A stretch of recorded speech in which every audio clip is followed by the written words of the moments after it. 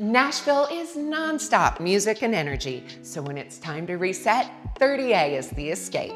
In just an hour, you're on white sand with clear water and quiet skies. And at 153 Pelican Circle, you're tucked into one of the most secluded beachfront stretches anywhere on the coast. This is 90 feet of private Gulf frontage with soft sand and sidewalks that wind all the way to coffee shops, seafood shacks, and sunset cocktails. The architecture is clean and contemporary, all glass and light.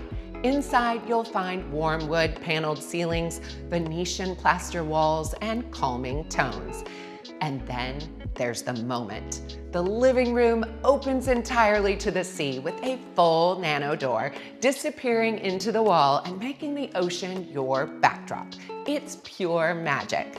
With 5 bedrooms, 5.5 baths, a private pool, and Gulf views from every floor, there's plenty of room for family, friends, and long, slow mornings. And while it's perfect as a personal retreat, the rental projections top $400,000 a year, making it a solid investment as well.